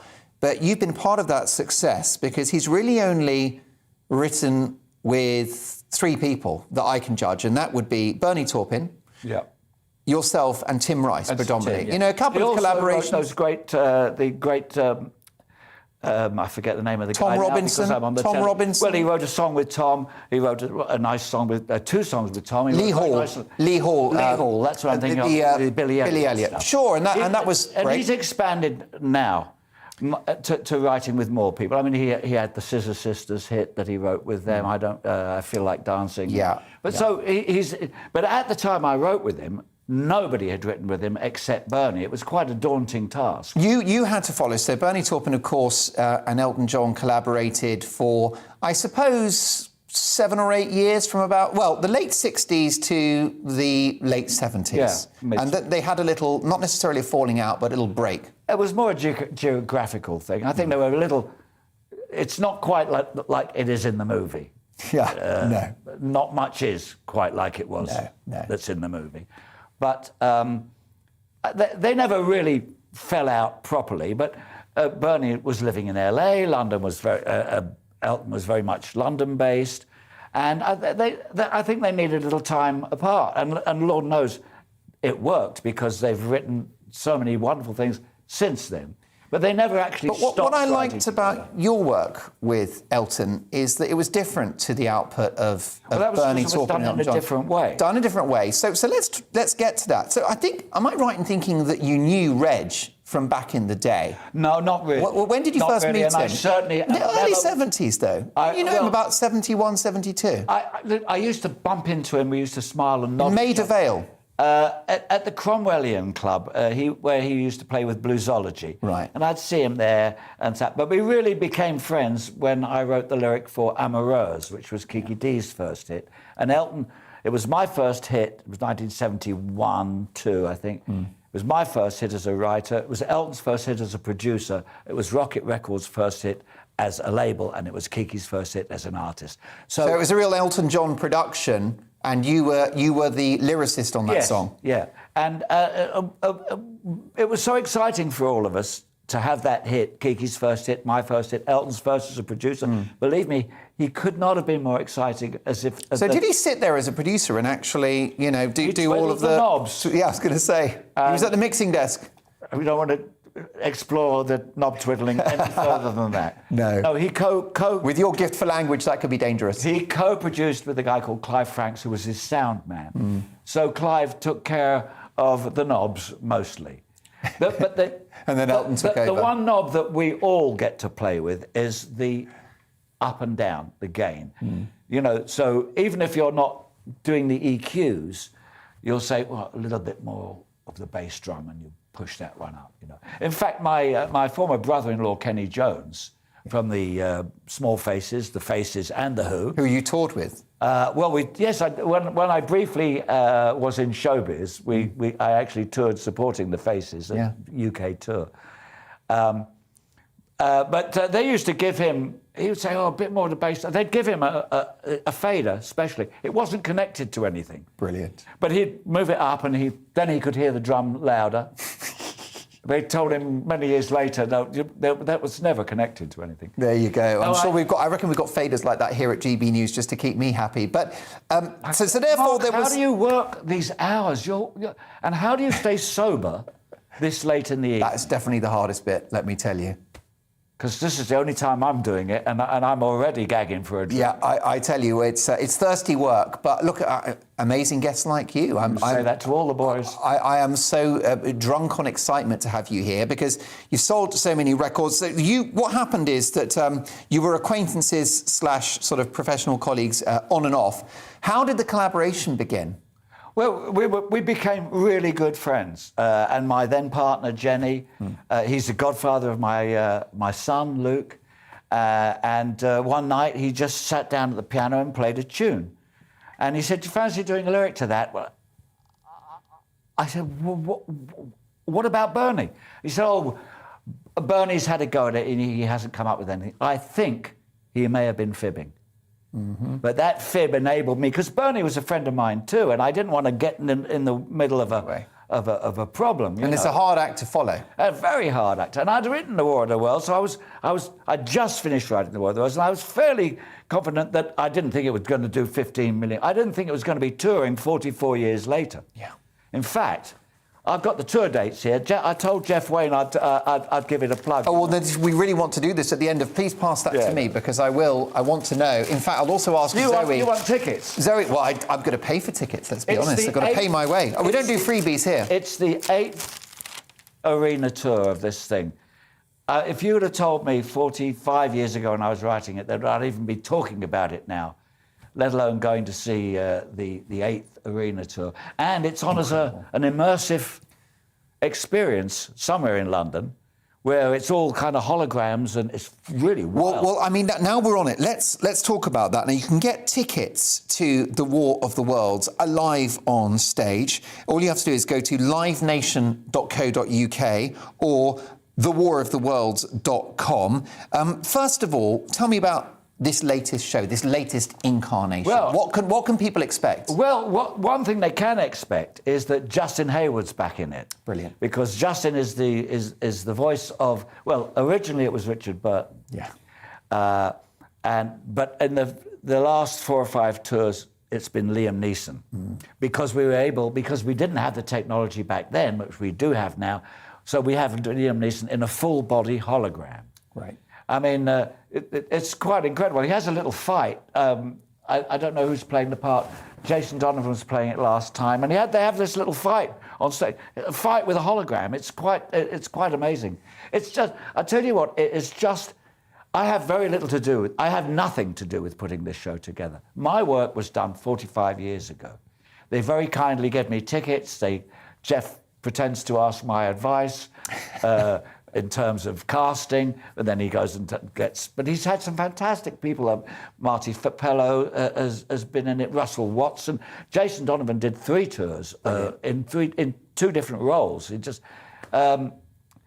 26 violins, a 10-piece rock band, Martian fighting machine that comes out of the sky and shoots. So what do you put the enduring success of The War of the Worlds down to? Because it is the most spectacular show, isn't it? It's like a rock opera. It truly is. I really have no idea. When we were writing it, I thought, we might get a kind of a cult following, maybe do, 250,000 copies or something like that over a period of time. And but it went straight in the charts. And stayed there for 3 years, and dropped out for a week and went back in again. Remarkable. I think that Forever Autumn was a big part of its success here, and of course the wonderful Eve of the War, bum bum bum, doodle doodle, which is iconic. Torvill and Dean danced to it, and it's unfortunately the words. Jeff took the words for that right out of H.G. Wells's book, so I don't get a piece of it. But apart from that very tragic story, I'm so proud to have a little piece of that history, that legendary. Well, yeah, because I mean that's the point. You've had so many hits. It's not all about your collaboration with Elton. You are a natural collaborator. You just obviously enjoy having that spark with other people, and you are a lyricist particularly. You're a particularly successful lyricist. Why are lyrics important in a song? Well, because you can't whistle the words. I mean, if you know you. And does it matter? I mean, can they be any old lyrics? Can it just be "Hello, darling, I love you. You're great"? I don't know. Why do the lyrics matter? There are various schools of thought about that. I mean, I truly believe that the tune is more important than the words. It's just that the words are more complicated and take longer to do. So we get 50-50 on it. A lot of people say that the words are more important. You might think with Dylan songs maybe the words are more important, but what fantastic tunes he wrote or writes. Yeah. So it's interestingly the difference you spotted between my songs with Elton and Bernie's, apart from the fact that Bernie had written so many more of them, is that Bernie's all came words first. So he would write basically a poem, and Elton would turn it into a song. Which actually is quite unconventional, isn't it? Yes, it is quite unconventional. I mean, I would say 75% of the songs are written the other way around, the way I work, which is you give me a tune, and I try to put into words what I think the tune is trying to tell me. You know, obviously, if I hear a song like Blue Eyes, I'm not going to write a party anthem. You know, it's obviously going to be romantic. It's going to be maybe, I don't know, nostalgic or wistful, or, you know, the tune kind of dictates what you want to say. Well, that's right. I mean, so many, you know, songs like Little Genie, which was, I think, a number 3 hit in America. It was 2 million seller. 2 million, there you go. It was a month at number 3. I have to point that out because I have never had a number 1. But number 3 in America, that would have been the late 70s. Yeah. 78, 79? 79. And this was Elton's biggest hit since Candle in the Wind or something in America. It also stayed on the charts longer than any other song that he's ever had. And then Blue Eyes, of course, a monster. It went up very slowly, right, yeah. And it came down very slowly. And, of course, in terms of sales, that's much better than going in at number 1 and dropping like a stone. Yeah, which actually happens these days. Well, these days, yeah. I mean, it's such a different world. My first hit, Amoureuse, I think... Lovely song. It only made number 13 first time around, and it sold over 250,000 copies. Amazing. Now, my last hit, by a kid called Little Chris, a song called Checking It Out, that made number 3 in the charts and sold 30,000 copies. And it made number 3. It speaks volumes. And that was over 10 years ago. So now, I mean, you could probably get to number 1 with 15 copies, you know. So you had this collaboration, a Single Man album with Elton John, which also sold a lot of copies as an album, didn't it? Yes, it did. Yeah. And then you contributed tracks to all those other albums I mentioned. Blue Eyes was huge. I mean, did Blue Eyes change your life? Well, in as much... I just to point out that it was one of those 5 tunes he gave me that day when he gave me 5 tunes. And when he would give me so many tunes, and often I would do the lyric, and before I'd even shown it to him, he would say, "Oh, I've lost interest in that." So, meanwhile, I've spent 2 weeks writing a lyric. So I'm not going to argue with him. He's lost interest. But I would try to work out which song he was going to lose interest in. So I didn't do it. And I figured Blue Eyes, too corny, too old-fashioned. So I did the other 4. And eventually he sent me from Montserrat, he sent me a cassette. Yes, cassettes. Tell the folks what they are. Explain that to the teenagers. Yeah. A cassette of the back. He actually had gone in and cut it, but without any words. And I immediately thought, I better do this quick, because if he can send it to me, he can send it to Bernie or Tim or somebody more talented than me. So that was the quickest one I ever wrote. It was about 2 hours, and telexed it back to him. You'll have to explain what telex is. Now. Exactly. It's a bit like almost like a fax, wasn't it? I forgot what the question was. Well, look, you basically, did it change your life? I never liked it much until it bought the house. So it paid for a house? It one song? Did pay for the house, yes. But those days are long gone now. And Elton, as a person, his temperament, his career. Tell me about Elton. The Elton that you know, your Elton friend. I know is the funniest guy, the most generous guy, the easiest to work with. Of all the people I've collaborated with, I've really worked with some wonderful people. Each has their quirks, but as Don Black says, at the piano, they're pretty much all the same. But they're not quite the same because nobody is quite like Elton, because he just trusts you. He doesn't take the lyric and go, well, I didn't like this word, I didn't like that word, oh, well, why don't you do this one? He just gets the lyric and he goes in, well, he did, until he sacked me. He just goes in and sings it. And he didn't make a big fuss. I said, well done, that's brilliant. Oh, I love that line. No, he did it. Ultimate compliment of just simply doing it. He once asked for one word to be changed. And that was probably just for the flow of the melody or something? He didn't like the word strikes in Little Genie. He didn't like that word. And I said, but it works. And he said, no, can you change that word? Well, to change that word, you had to change the line. To change the line, you had to change the whole verse. So I'd only spent a week writing the original lyric. It spent a month trying to rewrite this one word. And finally, he said, we're going to do Little Genie today. I said, great, I got the new lyric. He says, OK, I've got used to the old one. No. So that's the line in there. You take it where it strikes and you give it to the likes of me. Oh, my goodness. And on that lyrical note... On that bombshell. Look, clock's again, so only a couple of seconds left, but clearly things move on, and a creative temperament like Elton John, he thinks, well, I'm going to collaborate with this person, I'm going to collaborate with that person. He did, you guys moved on, but you made a lot of great songs together. We never fell out. No, you stayed friends. We never fell and out. you were still more or less in touch. The record company asked him. He wasn't selling as many as he had in his heyday. Right. Remember, he had come out, and unfortunately, although the coasts were selling, Middle America weren't buying him so much. And David Geffen thought that it would be a good idea to just get the original band, the original producer, the original... You can understand there's a logic to it. Yeah. And that was it. But we're still chums. When we meet, we have a hug and a kiss, and...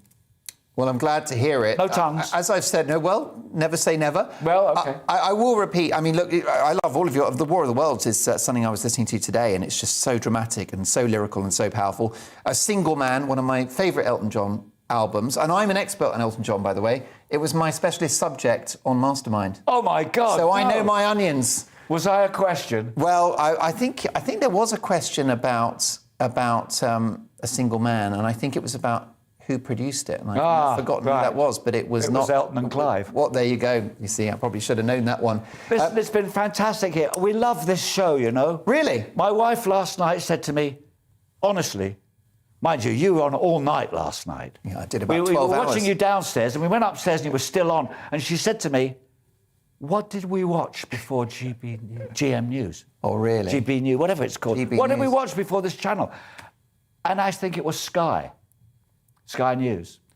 But most of the good guys from that are now on this channel, so I don't have to go back. Well, look, that's very high praise. Do come and see us again. Maybe you'd like to join our panel in future. Because I would love to join our panel if I can stay sober long enough. Well, I know. We might provide you with a gin or tonic or two, because you are A-list talent. Well, I'll tell you what we'll do now. We can't play out with an Elton John, Gary Osborne composition, but I could just quote you a couple of words from one of my all-time favourite songs, which is called Shine On Through, which is, I believe, the first track on A Single Man.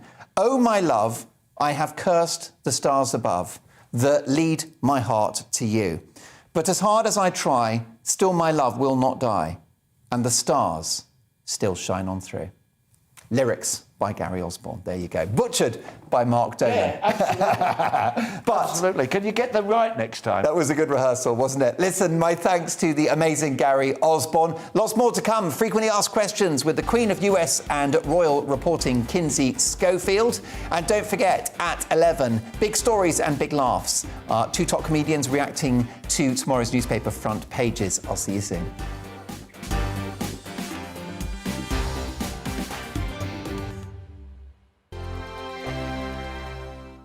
Hello there, I'm Eamon. And I'm Isabel. And you're watching the GB News digital stream across the United Kingdom. And around the world. If you're here in the UK, you can also watch us on your TV screen. GB News is Freeview channel 236. On Sky, we're channel 515. 626 on Virgin Media. Just remember, you might need to retune your TV to watch the channel. Yeah, and if you are doing that, find out more about retuning by going to gbnews.uk. Join my show Farage, 7 p.m. till 8 p.m. Monday through Thursday. And there you will get opinion, analysis, debate, and I'll cover stories that nobody else dares to touch.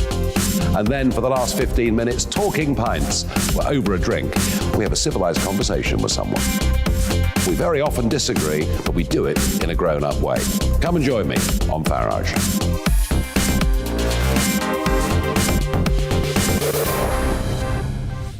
I'm Dan Wootton. Join me Monday to Thursday from 9 to 11 for the feistiest and most fun news debate on TV, where free speech reigns. I'll bring you a sharp take on the day's biggest stories, bombshell newsmaker interviews, and A-list guests.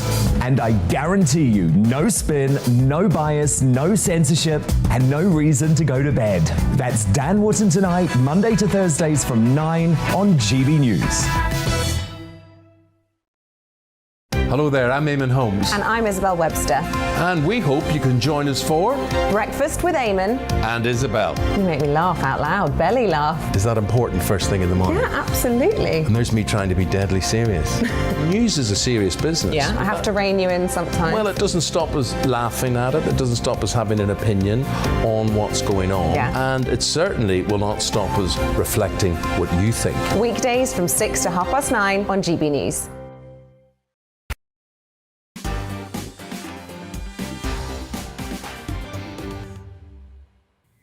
Well, it's time now for FAQs, in which we look at a specific topic in or around the news. Let's head now to the United States, to the Queen of US showbiz and royal reporting, Kinsey Schofield. Hi, Kinsey.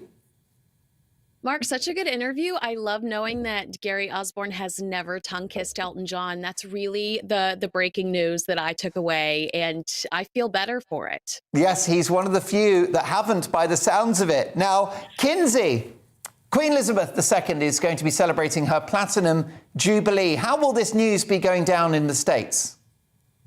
Obviously, we're super excited about it. I wouldn't say that nationally there is a blanketed celebration that's going to happen, but there are several cute restaurants and places that are owned by former Brits or former UK citizens that are going to have cute little celebrations. So if I can't be there with you, I will absolutely cover all of that all over LA as much as I can.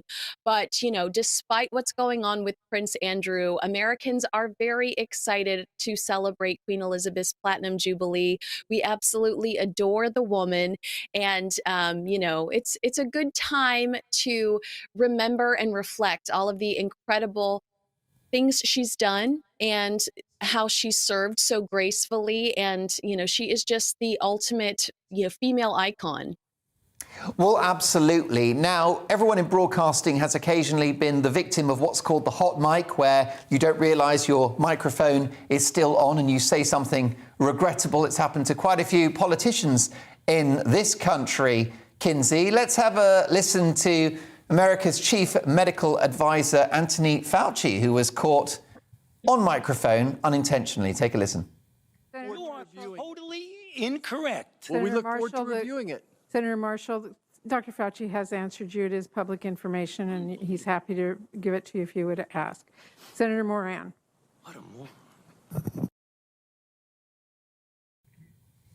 Yes, I believe he said to the senator that he was a moron, Kinsey. Not a good look. Yes. He mumbles more on Jesus Christ, which please do not take the Lord's name in vain. Hello. But yeah, no, there was a heated debate in regards to Fauci's income.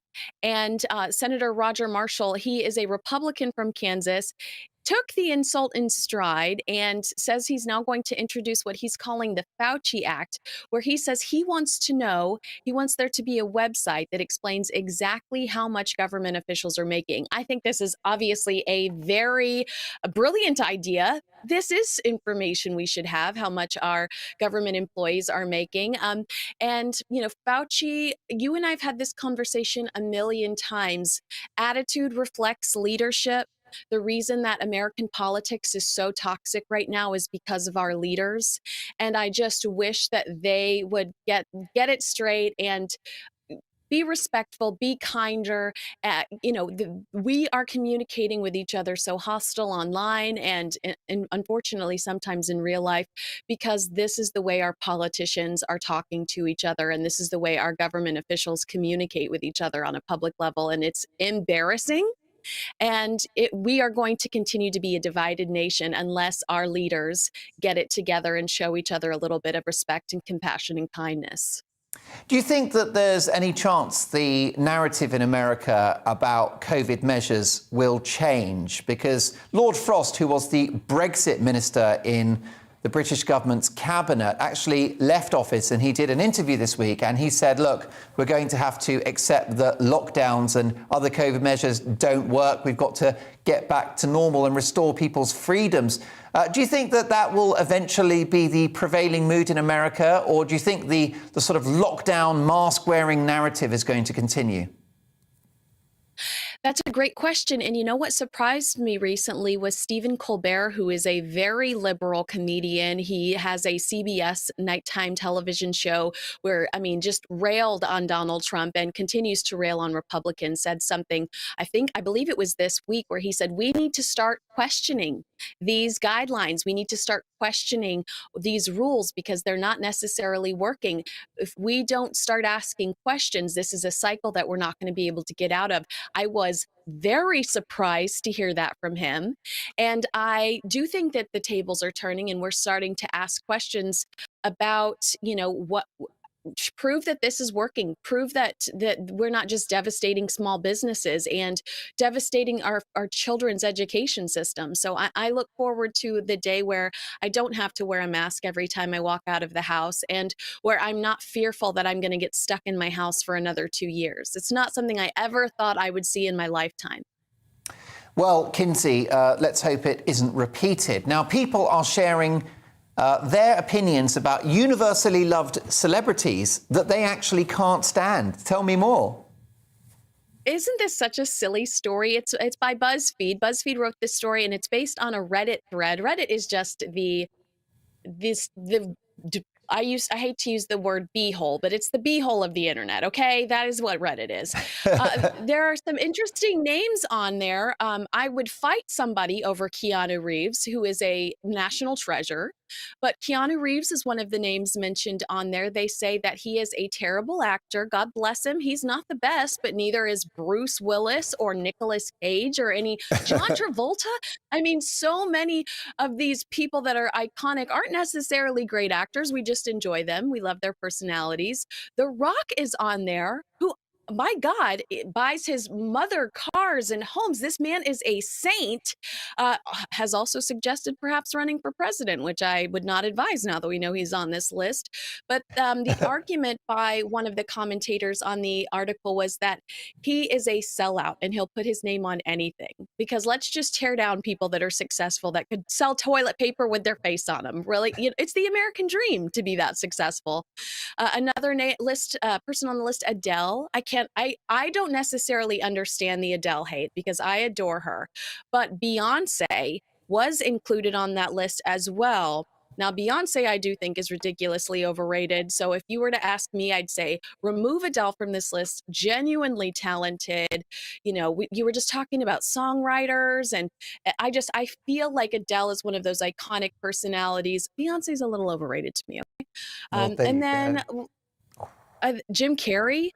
I completely understand Jim Carrey on this list because he has become such a toxic anti-Republican. He painted all of these horrific pictures of Donald Trump while he was in the White House. I understand people's uninterest in Jim Carrey. He's become kind of a nasty personality personality solely based on politics, but I do love The Mask, and I could watch it I might watch it this evening based on this list. But yeah, a lot of interesting people that are universally loved, but apparently people have issues with. Zac Efron also, God bless him. Well, look, Kinsey, you will always be the celebrity we love to love, and we will catch you in a week's time. The fabulous Kinsey Schofield. Check out her excellent website, To Die For Daily, which is a fantastic resource for all fans of top royal reporting. Lots to come. My panel are next. We're going to play a Great British Game Show and more big stories to which we will be reacting. Tomorrow's match between Arsenal and Tottenham has been cancelled. So is COVID being used as an excuse by individuals and organisations for almost anything they want to come up with? We'll discuss that after this.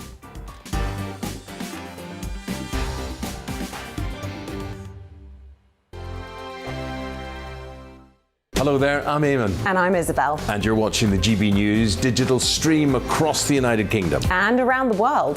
If you're here in the UK, you can also watch us on your TV screen. GB News is Freeview channel 236. On Sky, we're channel 515. 626 on Virgin Media. Just remember, you might need to retune your TV to watch the channel. Yeah, and if you are doing that, find out more about retuning by going to gbnews.uk. Join my show Farage, 7 p.m. till 8 p.m. Monday through Thursday. And there you will get opinion, analysis, debate, and I'll cover stories that nobody else dares to touch. And then for the last 15 minutes, talking pints. We're over a drink. We have a civilised conversation with someone. We very often disagree, but we do it in a grown-up way. Come and join me on Farage.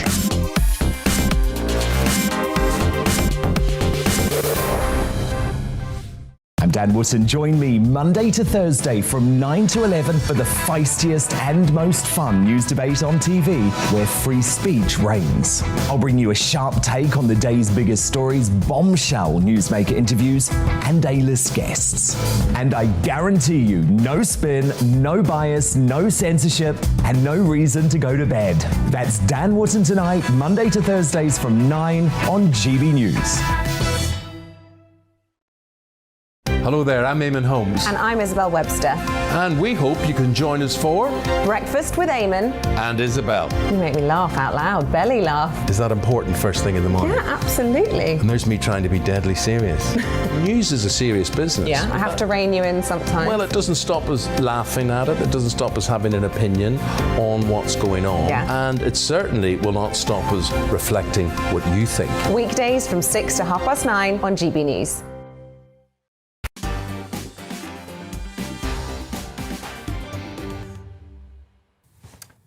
We've had an email in from Richard on our big question debate around Australia's COVID measures. And Richard says Djokovic must go. And Richard, very supportive of the measures and the rules that Australia are currently adhering to.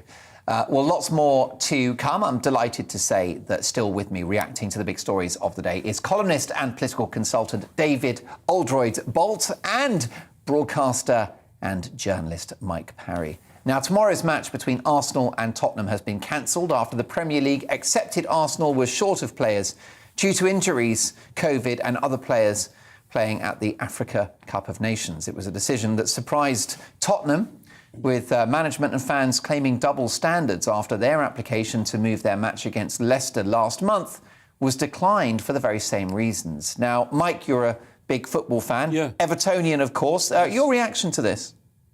I don't understand it.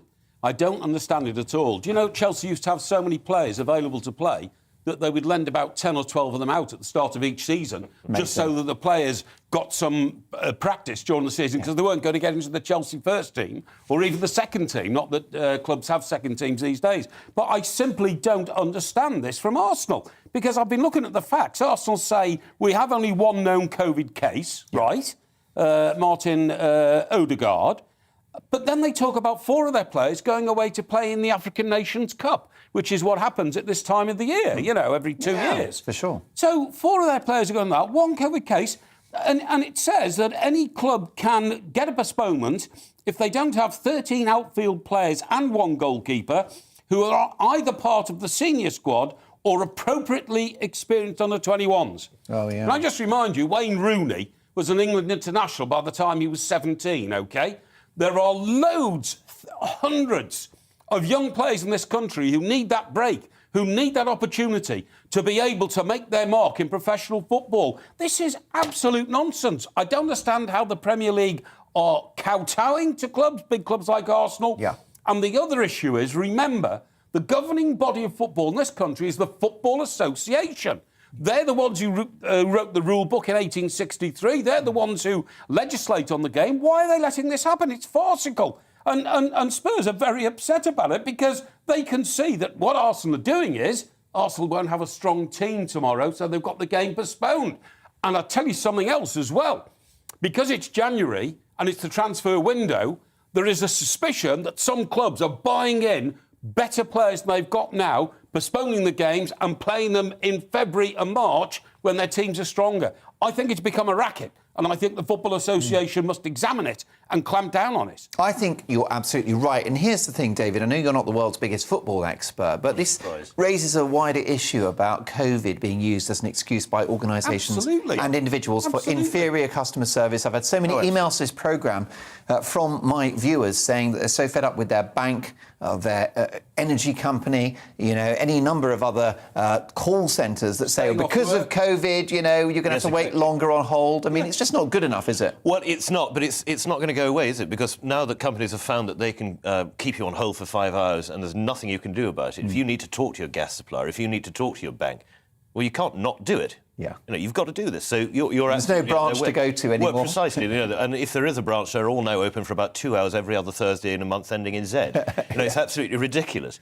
But there's nothing that we as consumers can do about this at the moment because, you know, so many of these things don't actually give you a great deal of choice. And if you're with your bank, you've probably got a mortgage with them as well, or you've got, you know, a number of accounts. Perhaps if you're a small businessman, you've got your business account and your personal account. And the actual hassle of moving all of that to get away from poor customer service, they know that they've got people in a bind. But I think you see this particularly with train operators. So much of the poor service that people, particularly commuting into London, have to put up with, there is nothing they can do about it. If you live in Brighton, you've got one line. You know, it's just But pathetic. no train drivers because of the 5-day isolation now, reduced from 7. But the other thing I just don't get about this is I can't understand why there's a bit of the Djokovic situation here. Are the footballers vaccinated or are they not? Have they had the booster or have they not? We're not being given the proper information from within the clubs as to the status of the players' health. Well, it's interesting that you mentioned the vaccine because on the vaccine, the Health Secretary Sajid Javid has said that the government will scrap COVID passes and work from home orders because they're hard to justify as cases crumble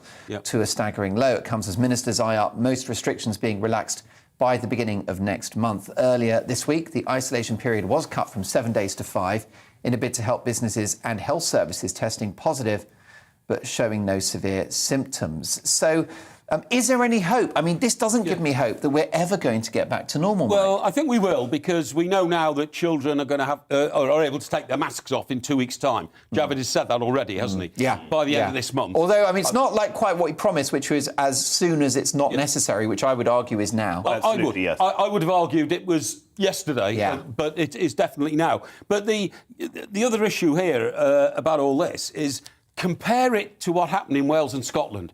They introduced vaccine passports. There is not a shred of evidence that they did better by having vaccine passports than we've done in this country. Not one shred of evidence. Their figures have been worse than ours over the last 28 days, and yet they've had these vaccine passports. Meaningless, totally uselessly meaningless, and a political toy for those people who are running those parts of the United Kingdom. Yeah, and the thing is, you know, we've got to get back to normal, and I do feel like the sort of tectonic plates are beginning to shift. Don't you think, David? I think so, because people have just decided that this is nonsense. They decided that when they see friends and neighbours having this and they're suffering, a friend of mine said it was, you know, no worse than some really mild hangovers that he's had. You know, when your friends and neighbours are saying it's a cold, it's a hangover. I had it for 2.5 days. I had it for 2.5 days. Yeah. I got it before Christmas. I could have gone to see the family on Christmas Day, but because it was then 10 days isolation, completely missed Christmas, I had no more than a sniffle and a bit of a very mild cough. It lasted, I reckon it lasted about 2.5 days, and then I was fit to come back. But the vaccine passport thing is so contradictory. I go into my local pub, I can walk up to the bar, get a drink, go and sit down. What do you need vaccine passports for anywhere? There's nowhere more intimate than your local pub, is there? You don't need them. It's a political tool. Of course I think it is. everybody's wise to the fact that this doesn't do anything to stop the spread, doesn't do anything. If you get it, it's going to be as severe or as mild as it is. That's, some piece of paper saying you've been vaccinated is not going to change the nature of the illness. Yeah. Is it COVID theatre? Is it governments being seen to do something? That's exactly it. And I think Lord Frost, you mentioned earlier, Lord Frost was on Planet Normal, the Telegraph podcast, saying exactly this. It's COVID theatre. The mask regime, we still see in any mainline station, in shops, in supermarkets, you still see the sanitising pumps everywhere. This we've known from April 2020 that this is not spread by fomite. It's an absolute waste of time. But, of course, somebody somewhere is making a gargantuan amount of money out of all of these totally unnecessary things. And I think I'll just publish a few vaccine passports and all that kind of stuff. I mean, the other issue is that I'm not a scientist by any means of the imagination, but you're a thinker. I'm a thinker. I'm a deep thinker, OK.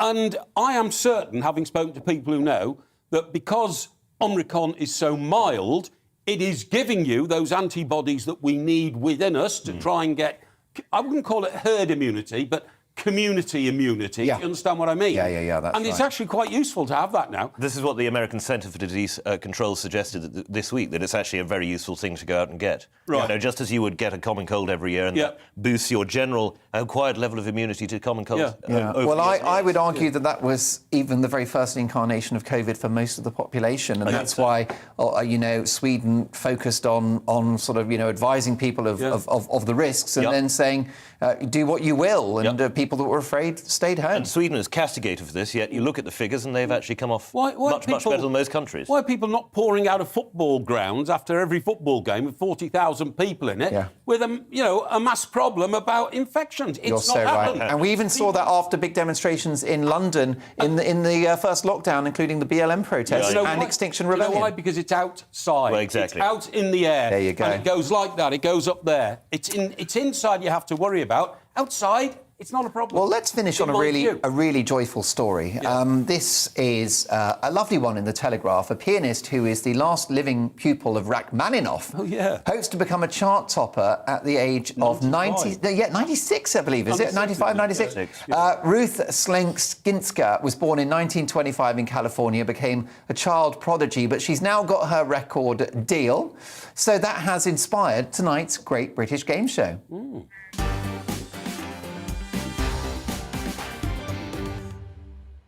We wish her luck, and I look forward to that album. But many top celebrities have achieved fame and glory after the age of 40. So can you at home and my panellists guess the age at which these stars got their big break? Now, most of them might have been in the industry as kind of, hacks, making a bit of a living, but there was a moment in their career that was a game changer. So please identify how old they were when that happened. Let's start with our first celebrity, and it is Buster Merryfield from Only Fools and Horses. Of course, he played Uncle Albert, didn't he? Most memorably. How old do you think he was when he got his break on that show? He was 61. That's exactly right. 61. And do you know how old he was when he entered acting? 20? 57. Oh, really? So he got his first massive job 4 years after becoming... He was an accountant before that. OK, how about Helen Mirren? How old was Helen Mirren when she got her first big break? 23. Well, actually, our team here is saying 49 because she was nominated for an Oscar for Gosford Park. Right. So but she was an actress from her teens. And she was, I agree. And she was on Michael Parkinson in the 70s. I think that one merits a Stewart's inquiry. I think we'll revisit that one on a future occasion. How about Larry David? Now, of course, he was the writer of Seinfeld, but he starred in his own sitcom Curb Your Enthusiasm at the age of? 47. 55? 52. We'll meet halfway. Halfway, How about Ricky Gervais? How old was he when The Office came out? He was about 40, I think. Bang on 40. I was going to say right 46. answer. So you got Life begins at 40. How about Colonel Sanders, the founder of KFC? When did he begin his restaurant chain? When he was 49. According to the Wikipedia, 65. 65. Good Lord. Talk about a late blossoming. What's happening next? How about Charles Darwin? When was The Theory of Evolution published, which became an international bestseller? Well, again, I'd say he's probably about 50. He was 50. Bang on. Well done. How about Jessica Tandy? She won an Academy Award for the Best Actress for her performance in Driving Miss Daisy in 1989. How old was she? 44. 70. She was 80. What I like about Mike Perry, he says the answers with great surety and confidence. Last but not least, Yoo Yoon-won, who was a South Korean actress in 2020.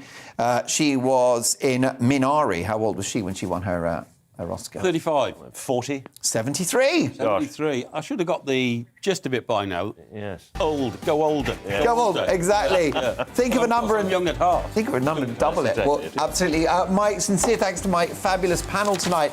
They were, I've got to say, small in number but high in quality. David Oldroyd Bolt and Mike Perry, please both return to the show very, very soon indeed. And we wish Nikki Hodgson well, who was supposed to be here. We've got headliners next for big stories and big laughs. See you in 2. Looking ahead to tomorrow's weather, and the UK is looking a little wet to start in the north, but as this band of rain clears south, things will brighten up. Let's take a look at the details. There may be a few lingering showers around first thing tomorrow in the southwest. For most, though, it will be a dry start with some sunny breaks in the cloud. Meanwhile, in the southeast, things are set to get off to a fine start with some lengthy sunny spells. It will be chilly, though. There will be showery outbreaks of rain across parts of Wales, mainly to the south. Further northern, it should be drier and sunnier as well. Around Manchester tomorrow, it will get off to a mostly fine start with some sunshine. However, a weather front is going to spread from the north during the morning, leading to outbreaks of rain. And this is the picture in the northeast, which will start tomorrow with plenty of cloud and spells of rain, though this will all